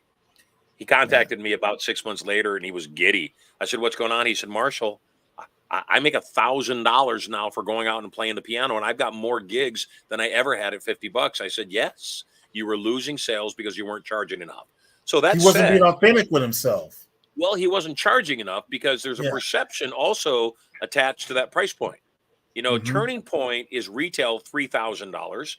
You attended in Ohio. I think in Ohio, I might have given a discount and given you $1,000 to attend, but you still had money at stake. So you got there early. You sat in the front row. You and your bride took lots of notes because you had money at stake. Yes. When people invest in our $70,000 Inner Circle program, I tell them part of the investment is you understanding, number one, you're worth it. Number two, you can afford what you want. But number three, I know myself, when I have paid a substantial amount of money for something, I take better care of that thing than the thing I got for free. Always the case. But here's the point on pricing. You can always discount price and give extra value through the discount. It's hard to increase price. Yes. So the better strategy would be to price it up here and then say, by the way, for those of you that take action quickly or for a limited time, for the first 10 people, whatever, then you discount it rather than have a discounted price, have an overwhelming amount of sales, but realize you left all that other money on the table. That makes so much sense. And, because like you said, people vote with their wallets. And if you can give enough value that they can see that, yes, what you bring to the table will get them to the outcome that they want, they're willing to pay that price. Absolutely. Oh, man, that's so huge. I'm looking at one of the comments in the chat, and Jason Jameson is saying, I learned this lesson as an electrician running my own business. Wealthy people don't want a discount. They want to pay for quality. 100%, Jason. I want it done right. I don't want the best possible price if I know I'm going to have to pay for it twice. And that's the question for people. It's the same thing, when you're dealing as a real estate investor, Tony. I tell people, if you're a brand new real estate investor, don't tell anybody. If you tell everybody you're a brand new real estate investor, guess what? They won't want to deal with you. They'll be afraid this thing's going to blow up, in our hands if I'm dealing with an amateur investor. So you Yep. don't want to tell anybody that it's your first time. And then beyond that, what you want to make sure is that people know they can trust you above all else. That's why rapport building is first. Was It's that useful sexy. to you? And man, it was sexy. It was awesome. It was great, brother. Thank you so much. I'm I also appreciate from it. Michigan. I wasn't from a chicken coop, but I'm from Michigan. And I just resonate with you so much. So thank you so much. Well, we got a tribe. And Tony, you might, by getting on the show, you might have already just won 10 ounces of pure silver. So make sure you stay tuned. Oh, brother, I'm And here. I'm glad. I'm so glad. God bless. And I'll see you at First Million. 7-1. I'm a free man. Thanks to you, brother. Awesome. All good stuff. Take care. I love people. I love people. And I was thinking about this the other day. I was visiting a person who's the number one builder of magic in the world. Turns out my niece's boyfriend is his number one guy. And I didn't know this. So my amazing niece, Michelle, her boyfriend works for a guy named Johnny Gahn. And Johnny Gahn is one of the best builders of magic in history. If you watch David Copperfield or David Blaine, Chris Angel, you have seen this man's creation and his works. So he's absolutely astounding. And he and I were chatting, and we were talking about mentorship.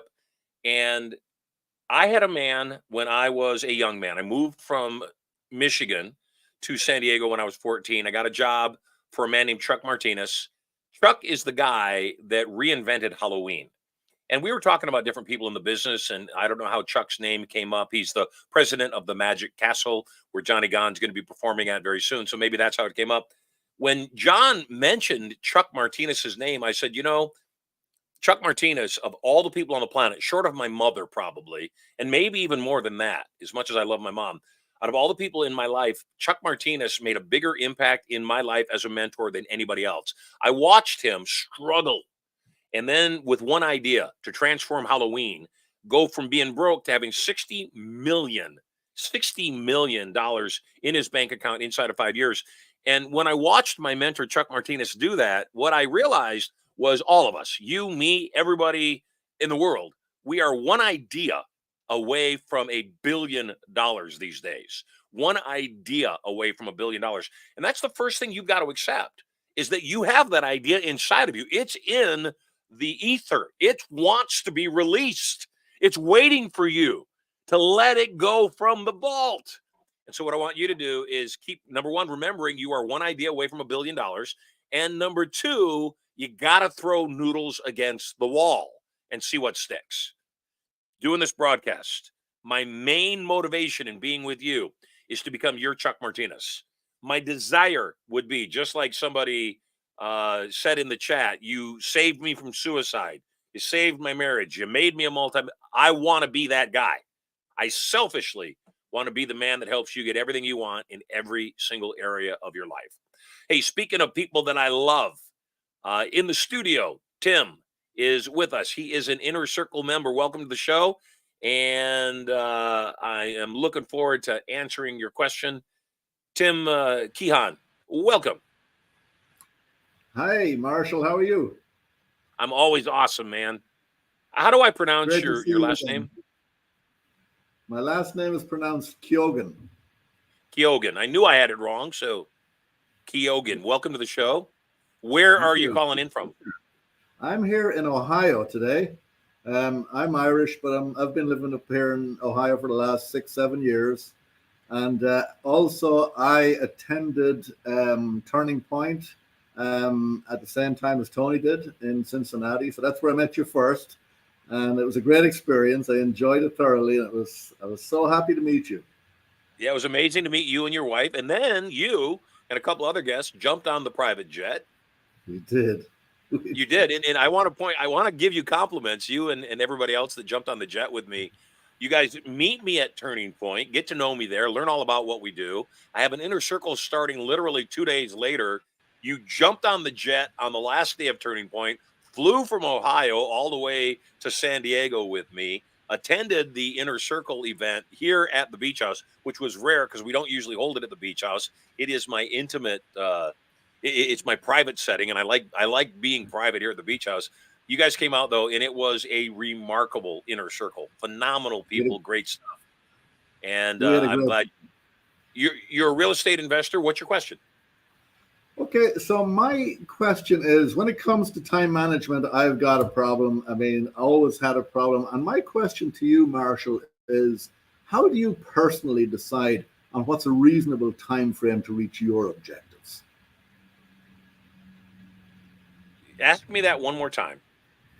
So how do you personally decide on what's a reasonable time for you to reach all of your objectives and get to where you want to get to?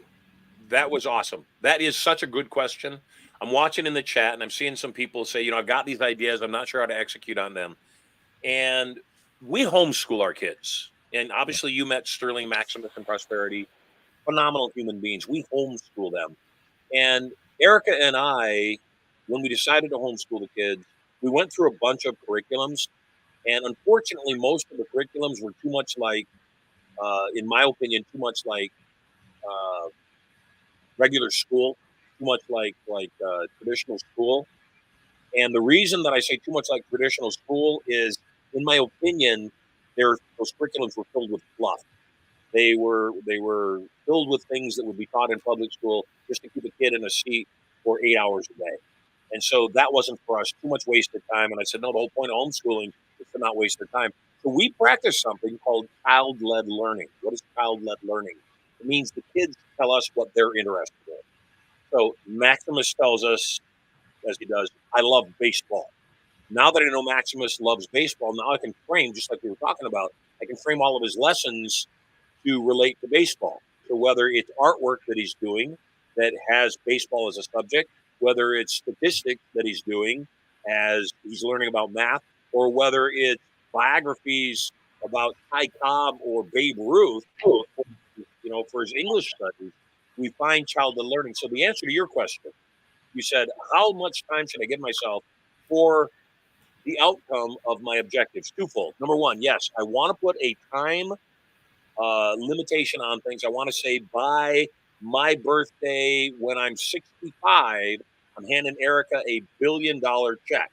That is a timeline. So I want to lay those timelines down. I also want to acknowledge the fact that my timelines might be exceeded, get it done early, or it might be late and, get it done late. Here's the other piece that I want you to write, because this is child-led learning. It's kind of like saying, how fast could a kid learn math? There's no time limit. You can't set a time limit. They're going to learn it when they do. But here's the piece that will give you peace. Write this down. Savor the wanting as much as the having. I want this broadcast to be the largest broadcast of all time. We just watched, glad we're in the vault. We just watched Tucker Carlson go over to Russia and interview Putin. And Putin. As he interviewed Putin, he got a lot of grief from a lot of different people, but he did it anyway. And he came back, and it's like, it's ridiculous that he's getting any grief at all, since so many other people have already interviewed Putin, and so many other people have already interacted with him. And if anybody goes over and interviews the Ukrainian president, nobody's going to give him any grief. It's because it's Putin, and they want to give Tucker grief. So we're going to have haters. Right. Going to be people who don't want us to succeed and win at what we're seeking to succeed and win at. The bottom line, though, is if we savor the wanting as much as the having, we won't listen to it. And your biggest battle is going to be with not yourself. It's going to be with other people saying, you really should do things differently. My oldest brother, working for the post office, took a very secure route. And on his secure route, did extremely well. I, myself, went through 8 jobs and 8 apartments in 2 years, attempting to find my life. And what I had determined was, I don't want to find a job. I don't want to just make money. What I want to do is figure out my life so it never feels like I'm working again. And so in those 8 jobs and 8 apartments in 2 years, one of my jobs was working for a radio station in Los Angeles, driving around their van, giving away money to anybody who had a radio station bumper sticker. Good gig. My second job at 21 years old was managing the #1 nightclub in San Diego. My job was to walk up and down the line, find the best looking girls in line, bring them into the club, give them free drinks and free food all night long. So our club was filled with good looking women. That was my job. I mean, how bad a job is that for a 21-year-old guy? 8 jobs, 8 apartments until I landed on hypnosis. And then when I became a hypnotist, I said, this is it. So the first question I have for you is, and everybody watching this, is are you happy? Because that's the key question. Am I happy? It's not how long does it take for me to accomplish what I want to accomplish. Am I savoring the wanting as much as the having? Am I having fun in the process as well? I told you, I was upfront.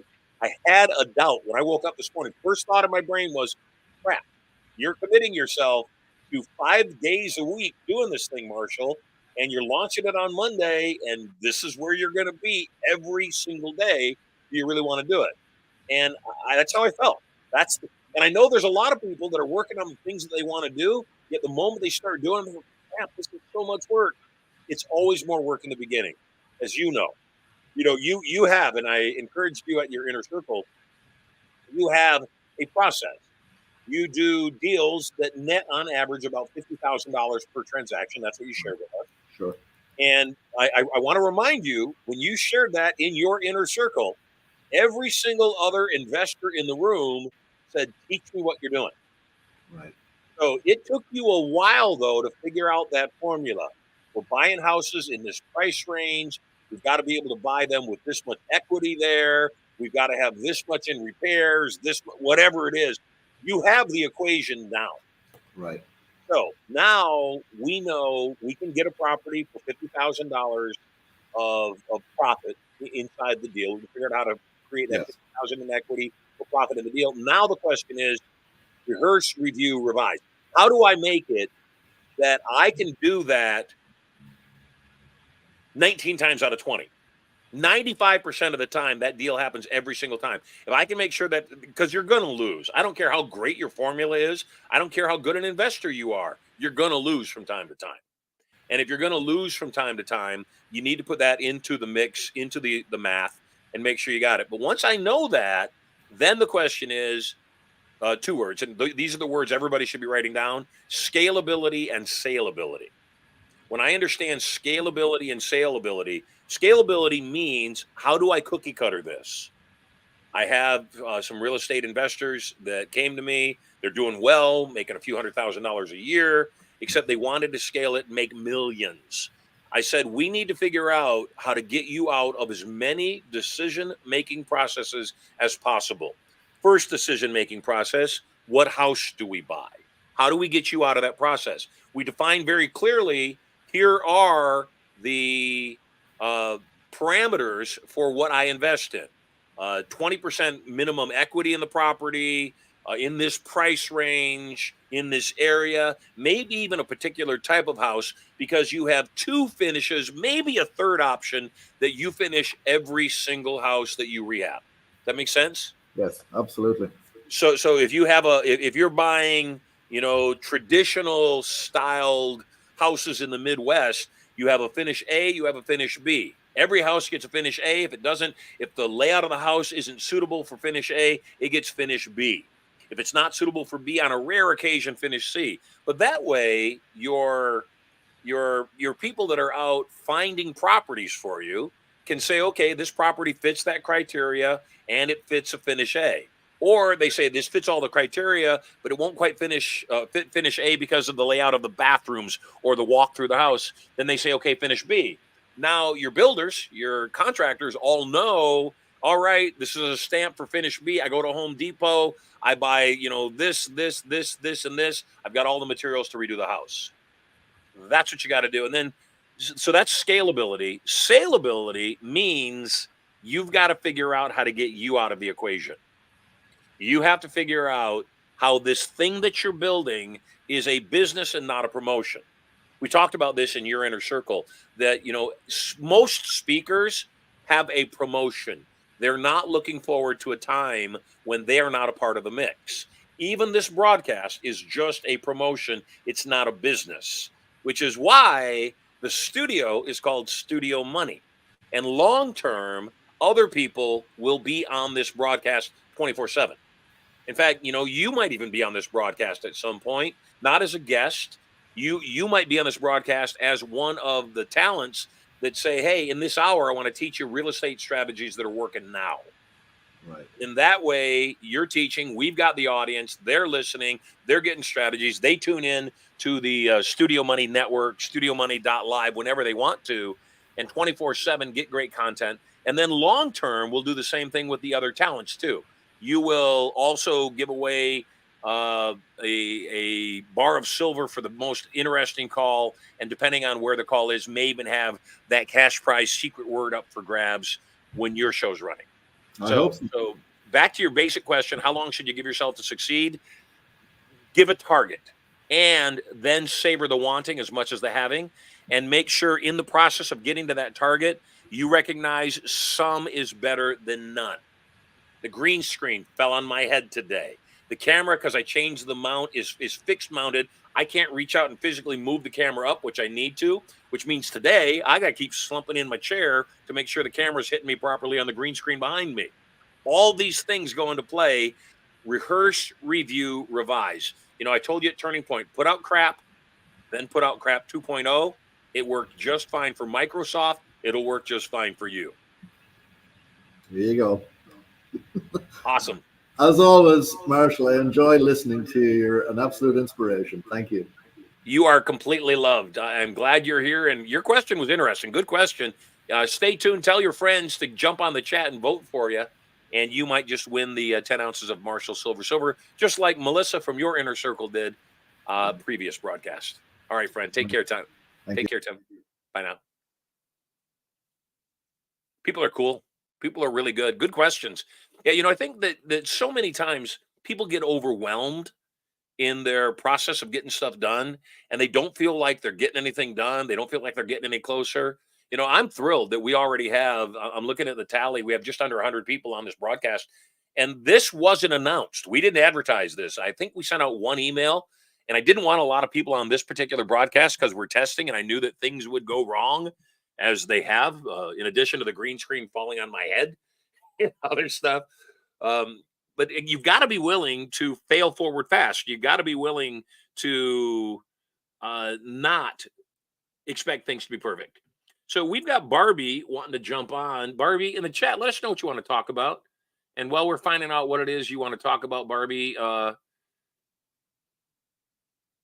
just let my team know in the chat what you want to chat about, and we'll get to you in a second. But I think that the bigger challenge for people, once again, is having an incredible need to look good in front of other people. And I think that when you get that you don't need other people's approval, your whole life becomes easier. When you accept the fact that they're not thinking about you, they probably don't care about your brand new haircut. They're not interested in who you're dating. And even if they are, they're the losers of the world because they got too much time on their hands and they're worried about you. Lose your need for other people's approval, and your life will become infinitely better. In fact, realize that you are a king's kid. You are a trendsetter. You are a person that doesn't need other people's approval because you're the one that sets the pace. Then everything gets easier for you. Barbie, welcome home, and welcome to Studio Money and Marshall Sylver Live. How's life?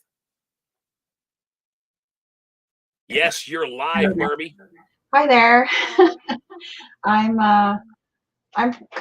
from Canada, London, Ontario, and I did Turning Point back before the pandemic. You were in Toronto. You were doing Real Estate Expo, Yes. and you taught me to eat fire. So Yay! It's been uphill since then. Good. Where are you right now? Are you at your home? Yeah. Lovely. Yeah. And what do you do? Are you a real estate investor? No, actually, I'm an ICU trauma nurse. Awesome. Yeah, but I do some passions on the side, which I'm hoping, as your analogy was putting noodles on the wall and hoping some will stick. Yep. My question was kind of, is there too many noodles at one time, or should you just focus on one thing at a time and then go from there? Good question. My own self, I tend to throw a lot of noodles, see what's sticking. And if something isn't sticking and I really like it, I might give it another opportunity to stick, but then I throw up my hands and I walk away. This broadcast is a good example.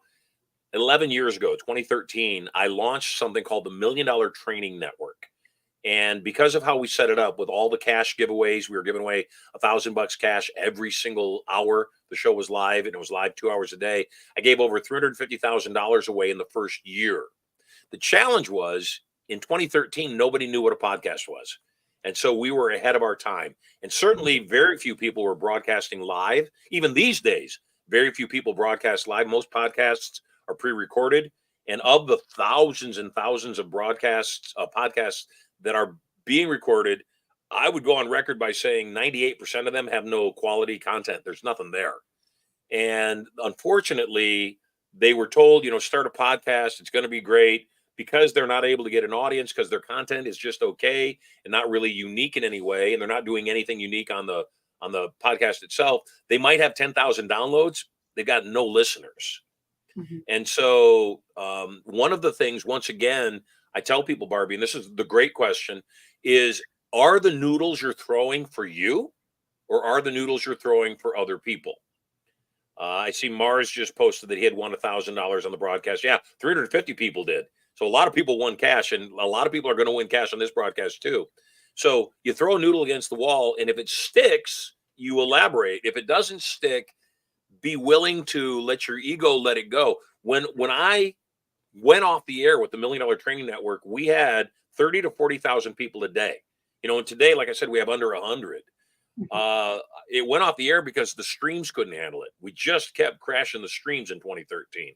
And I had hair, by the way, back then. And I got to the point where I just said, this isn't working. And I don't want to stress about it. Well, here we are back again in a slightly different environment, yet doing the exact same gig. So throw the noodle. But here's the ultimate thing. You got to ask yourself, is this a hobby or is this a business? If it's a hobby, doesn't matter. If it's a business, it makes money. Okay. So the question is, does it make money? What are the noodles that you're throwing against the wall? My specific noodles? Yes. Well, I've published a book, and What's the topic of the book? It's a fiction thriller. Cool. So yeah, it's called In the Name of Love and Light. And the other noodle that I'm trying to stick is to make it a movie. So I'm trying to do a few things. So it's a passion, but it's slowly becoming more than that. So yeah. Good. Mm-hmm. So a few things. I did my infomercial back in 1994, and I had this idea. I was watching television, and there was this big guy, big teeth. Oh God, what's his name? Tony Robbins. And Tony was running his Personal Power infomercial, and it was running frequently, so I knew it was doing well. And I did a little research, come to find out that his infomercial was doing $3 million a month in sales. That's a good number, $3 million in sales. There was another infomercial running at the time, and it was Dionne Warwick and her Psychic Friends Network. For $2.99, you could pick up the phone, you could call a psychic and say, does he love me? And when I did some research on the Psychic Friends Network, came to find out they were doing $30 million a month, $1 million a day. And so when I saw that, I said, people are voting with their wallets because they won't run the infomercials unless people are actually buying. And when I did the research, what I realized, and this is a really important lesson for everybody, because this is a way to also frame your offers. People like magic. And that's why they were buying 10 times the amount of Psychic Friends as they were Tony Robbins. So people like magic. So if there's a way for you to make your offers appear magical, then people are going to be interested. So I have this idea for this product that not only teaches you, it literally programs you on a subconscious basis to become the person you want to be able to have what you want. And so I created Passion, Profit, and Power, and I went out to the marketplace. And the first thing I did was I tried to get my book sold. I had a book called Passion, Profit, and Power. I tried to get it sold, and nobody was interested. Couldn't get anybody. I sat in the agent's office. She was the agent for Tony Robbins, Stephen Covey, Robert Allen, every big name personal development person in the world, she was their literary agent. I went to Jan's office, sat in her office, got thrown out 5 times. They wouldn't have anything to do with me. So when something isn't working, when I'm not getting what I want in the way that I want to get it, I approach it from a different angle. And the approach that I took was I said, okay, let's do the infomercial then. Let's not do the book. Let's do the infomercial first. And so I did the next thing. I went out and started presenting my infomercial to all these people. Went to over 100 producers and distributors, and 99 of them said, we're not interested. Hypnosis won't sell on television. We don't want to do the show. 2 of them were willing to do the show, but they wanted 99% of the deal, meaning they would give me a point on every product sold. So for every $100 item, I'd make $1.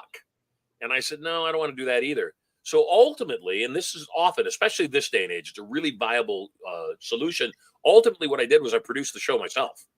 And I took my last $10,000. I went to a producer and I said, how much to produce this show? He said, it'll be $50,000 to shoot this infomercial. I only had 10 grand. I said, okay, I'll give you the 10 grand up front. And then I'll pay you 10 grand at each step of the way. I figured if I gave away my last 10 grand, Barbie, and I put myself 100% at stake, I'd get the job done. Mhm. So I give him my 10 grand. We start shooting the show. After he saw what a talent I was, he came back to me and he said, I don't want your other 40 grand. I'd like a percentage of each of the sales you make in the infomercial. Well, as they say, the rest is history.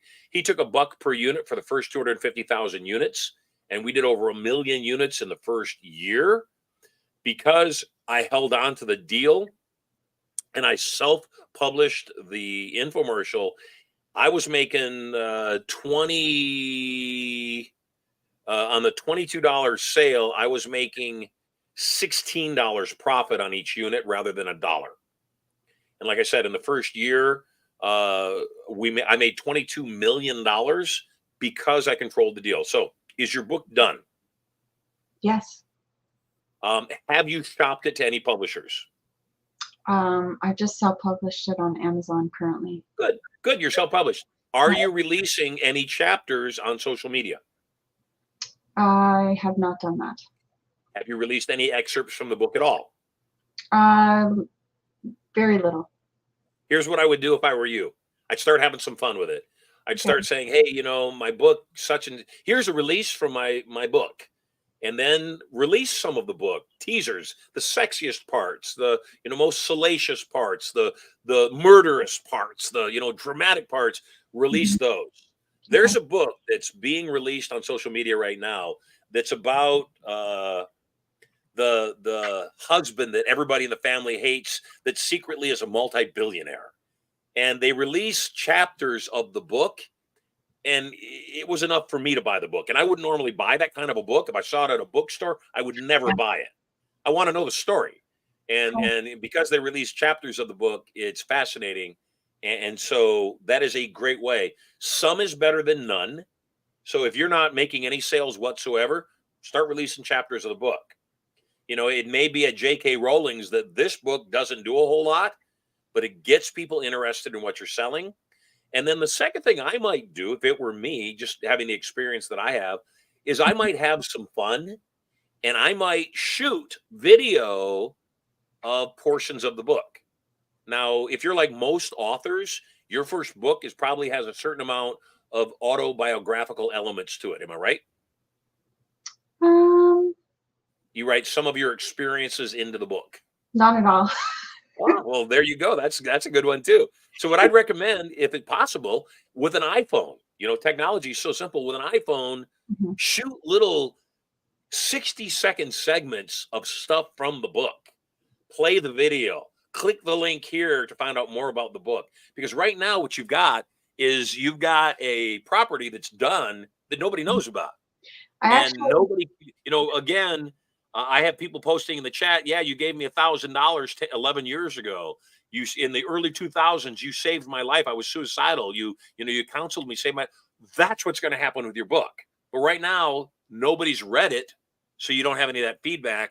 So I mean, it could be a runaway bestseller for all we know, but we won't know until you make the book available. Okay, thank you for Fair your enough. suggestions. Yes. Was that useful to you? It was very useful. Yes. You are totally loved. Thanks very much. You bet. Take care. People are just fascinating. Yeah, Barbie, you might win 10 ounces of pure silver. I didn't hear the secret word, but you may win. So tell all your friends to come check out the broadcast and vote for you. Tell them in the chat, I vote for Barbie.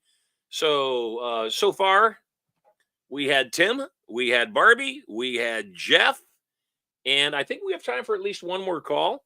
And if we have time for one more call, then they could win as well. Tony was our first caller. So Tony, Tim, and Barbie so far in the running. I see Ellen Good. We got a bunch of people in the green room. So hi, Marshall. Hello, Ellen. Nice to Nice see you to again. see you. Yeah. As always. Yes, as always. You are loved. Where are you calling in from? Chicago. I love it. Yeah. Luke's old home. Oh yeah, I spoke with Luke. Yeah, we got He has some moved here. He has moved into the palace. Oh, that's great. Oh, you're gonna be rocking it then. You're gonna do all kinds of great stuff. Oh, we are. We are poised right now. We're extremely excited. So he's living at the palace, and we're building great things. So how may I serve you today? So, I wanted to, after your turning point, I was just processing a whole lot of things. And I wanted to ask, I'm trying to really get as clear as possible about the previous mental programming you talked about, and then the use of hypnosis to really first to identify what's there, but then also to change it. And I have your $1 million, the little box of stuff. I admittedly haven't listened to it yet, but I've been working like a dog since I got back. So anyway, but because that would be less than one then, wouldn't it? what? That would be less than one. Oh yeah, right. You got to listen to the content. Less than two is yes, you, and we talked about this at Turning Point. You got to stop working like a dog. Yeah. Well. We really, Ellen, have to get you to a place that you love what you're doing, and though even though you're doing part of what you love, now monetizing that thing. Yeah. Right. Yeah. So you're a healer, correct? Yeah, I do. Part of the challenge for healers, part of the challenge for life coaches, part of the challenge for people that do anything to do with coaching people on what I call soft topics, and certainly health is not a soft topic until it becomes a challenge. Health is a soft topic until it becomes a challenge, then it becomes a hard topic. Right. So part of the challenge with a soft topic is it's impossible to do the math. What makes something a hard topic? You can do the math. If I tell you I'm going to make your relationship better, it's going to cost you $5,000. Well, you may or may not be interested. And ironically, if you have a great relationship, you're not interested at all. If you have a mediocre relationship, you might be interested, but you're only going to be interested in that better relationship if your relationship is about to go away. Then you're going to say, yeah, it's worth $5,000 to save my marriage. If I ask you how much is good health worth? Oh, priceless, you'll tell me. But if I tell you, all right, then, give me $5,000. Well, if you already have great health, you're not going to give me $5,000. If you're dying, if you have an addiction that's killing you, and I say, look, I'll get you off cigarettes for $5,000, sold. So what we've got to do is we've got to figure out how to turn a soft topic into a hard topic. Turn a soft topic into a hard topic. And we do that by pointing out the obvious thing. So when I say how much is a good relationship worth, you'll tell me, oh, it's priceless. But all of us know that if your relationship is going poorly, nothing works. When your relationship is going well, everything is easier. And so I've got to help you make those connections to transfer that soft topic over to the hard topic, but then get you, the consumer, the prospect, to put a price tag on what that hard topic is actually worth. I may be losing my marriage. I may be struggling in my relationship, and somebody can say, I can save your marriage for $1 million. And I may say, I don't really want it that badly. But if I've got $100 million and you tell me, $1 million, I can guaranteed save your marriage, I may write you a check on the spot. Say, great, save my marriage. Make it well. It's costing me too much money as it is. The second part is not only turning it into a soft topic, once again, the topic that I had at the top of this conversation, the top of the broadcast was make sure you are dry testing. We have an Inner Circle member. I love this man. His name is Zev. Zev came to Inner Circle and he got on his hot seat, as everybody at the Inner Circle does. They get a one-on-one coaching session. He got in his hot seat, and on his hot seat, it was discovered that Zev is a psychoanalyst. Now, I love Zev, and I have nothing against psychoanalysts in general. But when Zev told me he was a psychoanalyst, first thing I said was, I don't want anybody knowing I do business with you. I don't want anybody knowing that I go see a psychoanalyst. I said, who are your main clients? He said, the majority of my customers are couples, and I am coaching them to help make them more intimate, bring their marriage closer. I said, okay, you have one of the partners or both of the partners on your couch. How do you help them have a better relationship? He said, I help them work on their sex life first. My experience has been when a couple has a good sex life, they'll work through the other things. Now, kind of the opposite of what most people would say, right? Let's get the relationship on course. Then you can have a good sex life. He said, no, if I give them a good sex life, they forget the fact the toilet seat was up. They don't care. So the first thing I do is help them with their sex life. Make complete sense to me. You know, I'm highly sexed. I like that idea. I've never been angry in the middle of an orgasm. So I said, makes sense. I said, but the challenge is you got people coming to you and yeah, they want a better sex life. I mean, who doesn't want it? My sex life is great and I want a better sex life. But the challenge is they're not going to come to you because you're a psychoanalyst. So we've got to change your occupation title. I said, how do you help them with their sex life? And Zeb is about maybe a couple years older than me. So he's a mature guy and he got a twinkle in his eye and he said, I give them toys. And mind you, we're supposed to be in the vault, right? We're supposed to be in the vault. So I'm going to talk frankly. If you've got kids under 18 listening, you might plug their ears. I said, I knew what he was going to say. I said, toys? He says, yeah, vibrators, dildos, butt plugs. And I said, got it. That's a different therapist. That's a completely different experience. Now I'm interested in coming to you. Tell me how to play with my toys. So at any rate, I said, what if we changed you from a psychoanalyst and we made you a stimulation expert? Now imagine the conversation at the party. Erica and I were talking to another couple. They're saying, how's it going? Our marriage has never been better. We've been going to see this guy named Zeb. He's a stimulation expert, and he has just brought our relationship to the next level. Never been more stimulated, never been more juicy, never been turned on for my wife of 17 years than I am right now, and it's all thanks to Zeb. So once again, it's coming back to that reframing process and saying, how do we change the frame to make people interested so they'll take a look? And then once they're taking a look, how do we keep them engaged? If integrative healing gives me more sex, money, or power, I'm interested. Because ultimately, those are the only appeals there are. I want better relationships, both intimate and professional and family. I want better relationships. I want more money. I want financial well-being.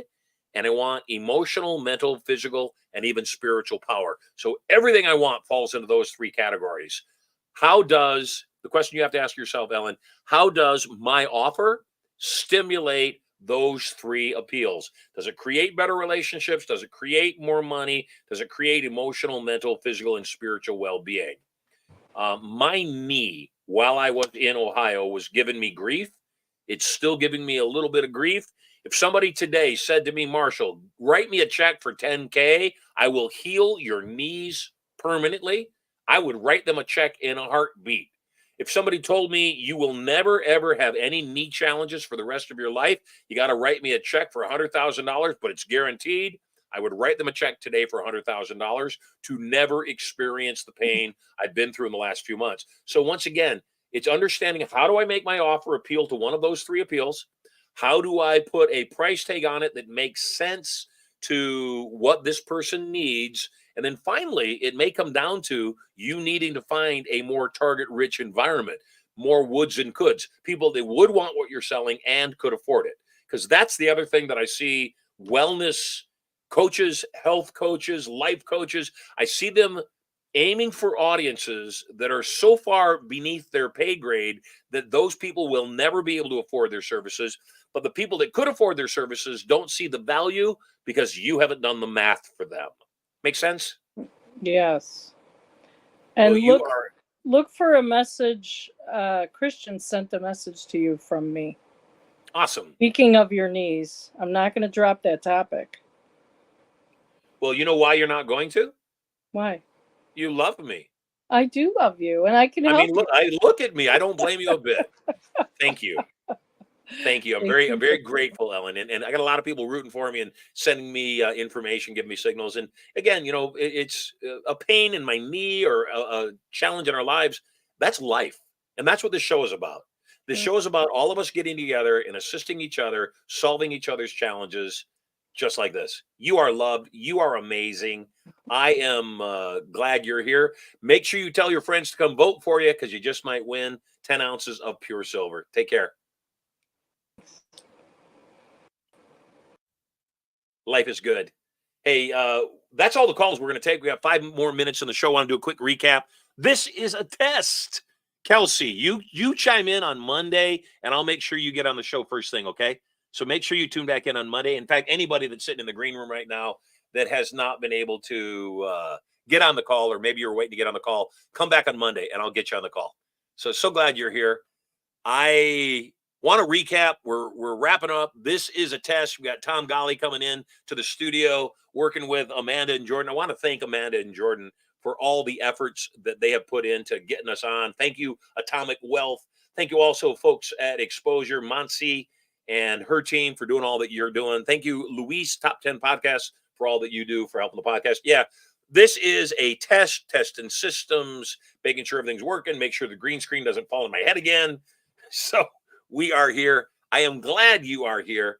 And as we exit out of the vault and we get ready to wrap up today's show, what I want to tell you is that, once again, Monday through Friday, 2 hours every single day live.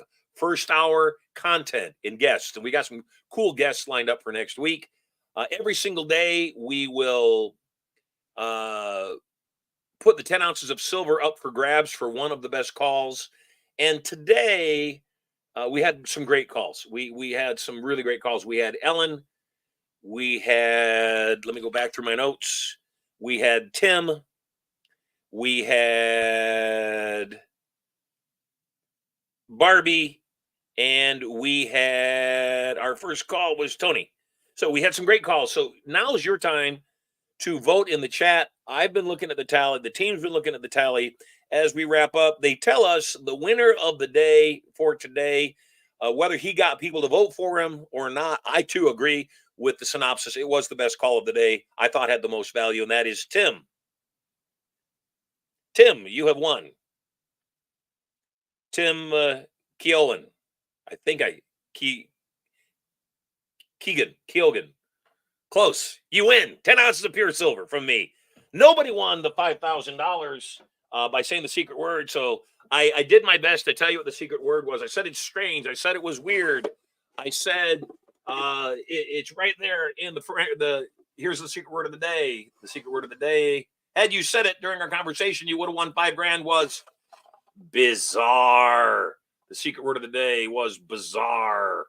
So no secret word of the day, which means Monday there'll be $5,000 up for grabs. And starting Monday, because we're actually launching Monday, every day it's not one. Starting Monday, I will increase the value of the secret word by $500, which means the next day 55, the next day $6,000, and so forth until it is eventually won, and somebody's going to win it. You're going to start figuring out how my brain works.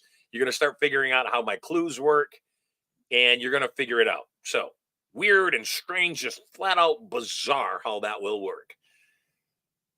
As we wrap up, I want to point out just a bunch of things. Number one, make sure that you get your link to refer people to the show, because when you refer people to the show, should they buy anything from me, you get a 30% commission of anything they buy. Every single person that was on the call today, you have tickets to Turning Point. Just let our team know that you are going to be put on the guest list. If you didn't get on the guest list already, make sure they're going to put a scroll on the screen right now. Make sure that you get your link to your affiliate link. Tell everybody about the show launching on Monday. It has been an awesome day. I look forward to seeing you again Monday through Friday, 10 a.m. till noon Pacific. If you want to get on the show or you want to get the links, just text to 407-719-1226. That's 407-719-1226, and we will send the links out to you. Carl, that's how you get the link. Stephanie, you are very welcome. Marshall, always good to see you. Bizarre, no one won it today. That is true, Denny. Linda asking me questions. And Linda, no, we don't promote vaccines on this show. Yeah, we don't. That's for sure. We don't do that. Glad you had a great time, Ken.